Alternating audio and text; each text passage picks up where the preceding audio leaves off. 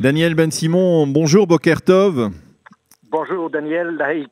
Alors je rappelle que vous êtes journaliste, que vous êtes ancien député travailliste et je précise, puisque nous sommes sur studiocalita.com, la radio web de Calita, que vous êtes également membre du board de Calita et aussi nous sommes heureux de vous accueillir pour la première fois donc sur les ondes de studiocalita.com. Alors Daniel, un premier commentaire après cette première visite du président américain en Israël. Qu'est-ce qui vous a marqué dans cette première partie de la visite hier?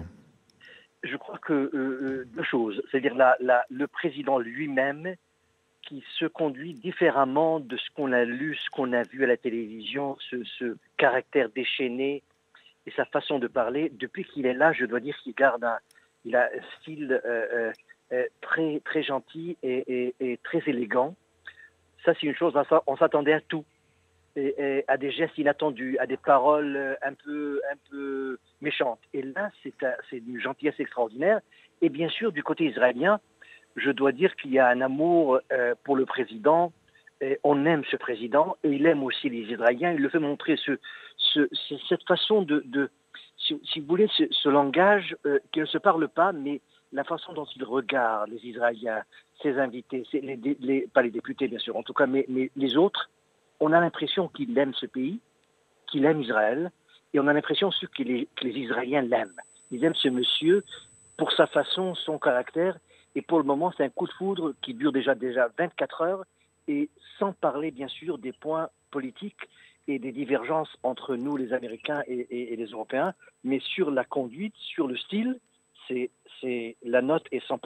Alors, effectivement, avant de rentrer dans le vif du débat autour des problèmes politiques et diplomatiques, tout le monde a remarqué, même la presse israélienne le mentionne en évidence, elle publie cela en manchette des quotidiens, la visite au Kotel, le geste du président insérant un petit papier, un souhait dans les interstices du Kotel. Comment doit-on interpréter ce geste ? J'ai dit et je dis, Daniel, que c'est pour faire des gestes, pour parler aux Israéliens, il faut aimer les Israéliens. Il faut aimer ce pays. Et quand on aime ce pays, quand les Israéliens savent que l'interlocuteur est un amoureux d'Israël et des Israéliens, tout est possible. Ces 2 minutes en face du Kotel, c'est impressionnant. C'est du jamais vu, avec la kippa noire, et peu importe ce qu'il avait en tête, mais la façon de se mettre devant le Kotel, le symbole juif, ça touche les Israéliens de toutes les opinions. Et bien sûr, ce petit papier au Kotel, Dieu sait ce qu'il a écrit, Dieu certainement le saura, oui. mais ça joue. Et la façon dont il touche, dont il regarde, dont il voit, et ça donne aux Israéliens le sentiment qu'il est avec nous. C'est pour ça que quand il arrivera au sujet dur, au cœur du problème, je crois qu'il aura un crédit que les autres présidents n'ont pas eu. Il pourra faire des choses, il pourra avancer des choses, parce qu'il est, comme on dit en yiddish, comme vous et moi on le sait, unzere, il est un des nôtres. Et là, ça peut marcher, et je crois qu'il est sur le bon chemin. Même si vous avouerez que le fait de se rendre au mur occidental en visite privée, sans accompagnement d'un élu israélien, d'un premier ministre, d'un président, c'est peut-être finalement plus simple que d'avoir à confirmer cette promesse électorale de transférer l'ambassade des États-Unis de Tel Aviv à Jérusalem. Oui, mais vous connaissez le système. Nous sommes des journalistes depuis de longue date. Les promesses, c'est le métier des politiciens. D'abord, on promet. Et puis après, Inch'Allah, on verra ce qu'on va faire. Et personne ne tient ses promesses. Monsieur Menachem Begin, a été élu sur le Grand Israël. En mai 1977, 2 mois après, le Sinaï n'était plus là. Ariel Sharon était élu en 2001 pour renforcer les implantations, la Cisjordanie. Et quelques années après, Gaza a disparu et a commencé le démantèlement des implantations. Pour vous dire que les promesses, c'est des promesses. Mais les Israéliens comprennent qu'après les promesses, arrive la réalité. Sur la réalité, je crois que tout le monde sait qu'il faut commencer les négociations, peut-être qu'il faut payer un prix, et comme j'ai dit, la question c'est à qui on paye ce prix. J'ai l'impression avec ce président, les Israéliens iront beaucoup plus facilement. Alors, c'est ce qui compte. Alors justement, c'est Shimon Schiffer ce matin dans l'Yediot Aharonot qui disait à propos du dîner d'hier soir entre les couples Trump et Netanyahou qu'il n'y avait pas de repas gratuit. Alors, finalement, après que les Saoudiens aient payé cher pour obtenir une quantité astronomique d'armes pour se protéger face à la menace iranienne, est-ce que les Israéliens ne vont pas devoir aussi passer à la caisse face à Donald Trump pour essayer de régler le conflit israélo-palestinien? Oui, la caisse, c'est pas le domaine fort des Israéliens. Voilà, oui. C'est pas, on est fauché. Ouais. Les Saoudiens peuvent se permettre. Et je crois que ce qui manque aujourd'hui, et je crois depuis 2-3 ans, il y a cette ambiance, cette atmosphère, un climat positif pour un règlement régional. Et c'est de ce dont on parle, c'est-à-dire que l'introduction du monde arabe dans le conflit israélo-palestinien. Ce n'est plus Israël et les Palestiniens, c'est Israël et le monde arabe. Et si le monde arabe il est favorable à un règlement régional, ça donne à Israël des points. Parce que la majorité des pays arabes, aller au Maroc, aller en Tunisie et aller dans d'autres pays arabes qui n'ont aucun conflit avec nous, dans un contexte régional, je crois que le conflit israélo-palestinien est plus facile à régler.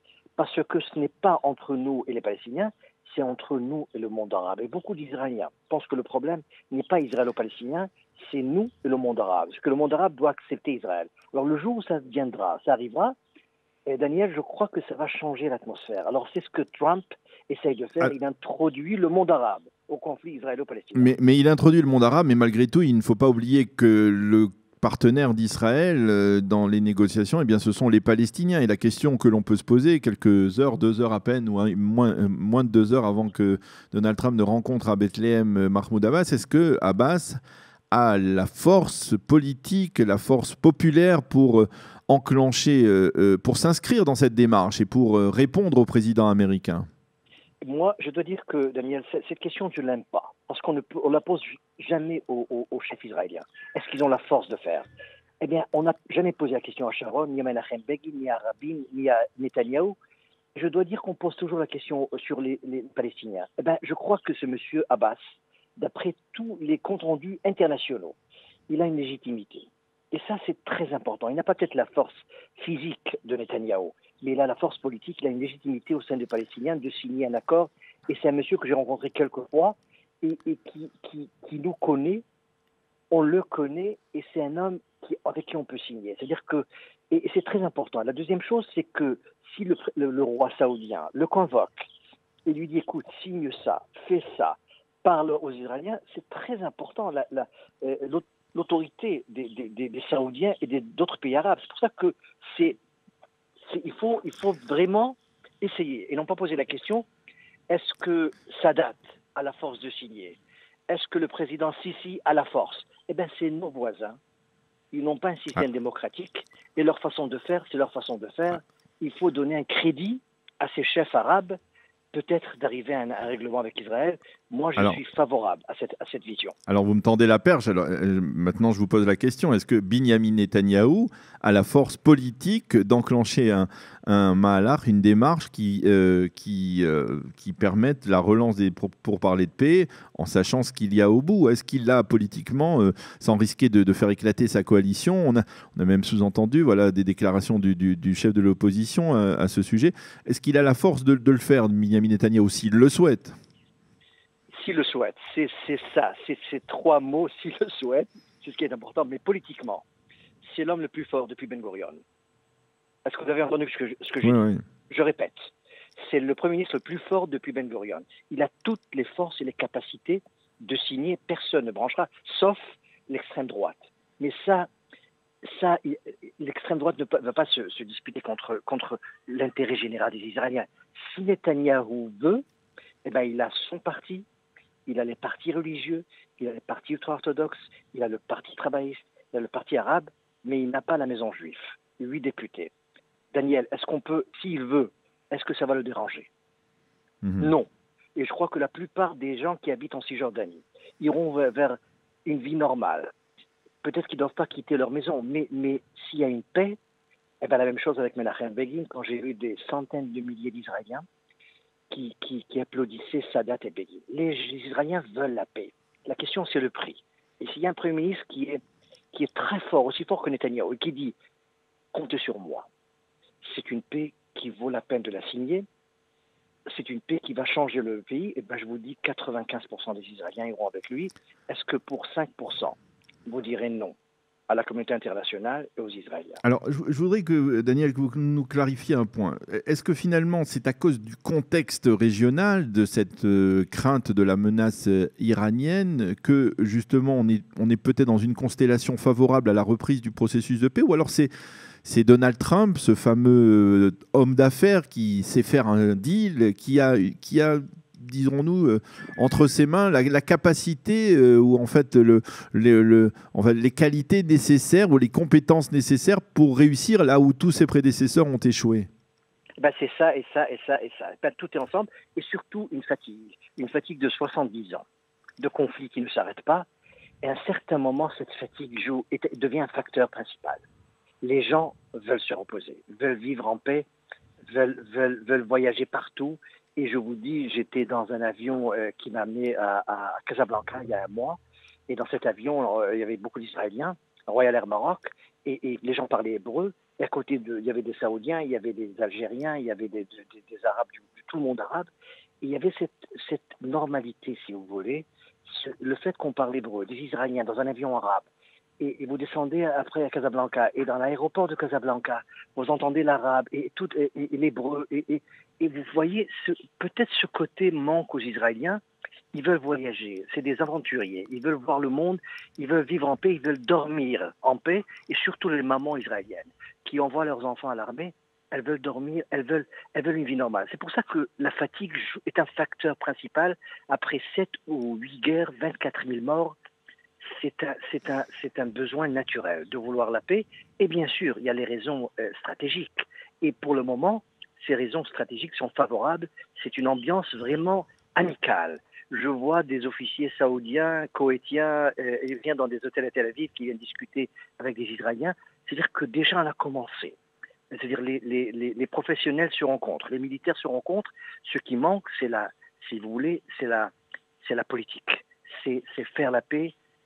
C'est parler entre ces voyageurs. C'est Netanyahou qui ira à Ramallah, c'est Abou Mazen qui viendra parler à la Knesset, c'est Netanyahou qui ira au Parlement égyptien, à côté de Sisi. Vous voyez, Daniel, c'est ça, ce que les Israéliens, s'ils voient les images, et toutes des images qui changent la réalité, eh bien, ils seront en grande majorité, et je dirais même la droite donnera une chance à la paix.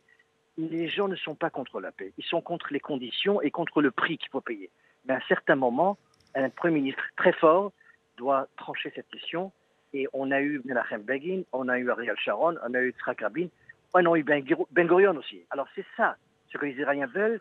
Ils veulent un Premier ministre très fort, pas pour la guerre, mais surtout pour faire la paix.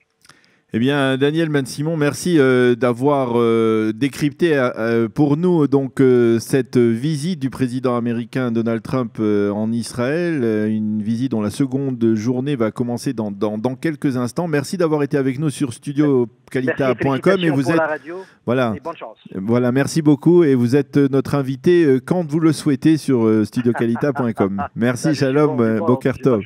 Merci beaucoup. Boker Tov. Bye bye. Voilà, c'était Daniel Ben-Simon donc, qui était notre invité ce matin. Dans quelques instants, nous serons en ligne avec une autre personnalité, cette fois on va dire plus proche de la droite israélienne, puisqu'il s'agit de Zalman Chouval, l'ancien ambassadeur des États-Unis, l'ancien ambassadeur d'Israël aux États-Unis, et ancien député Likoud, très proche de Binyamin Netanyahou. Zalman Chouval qui sera en ligne dans quelques instants.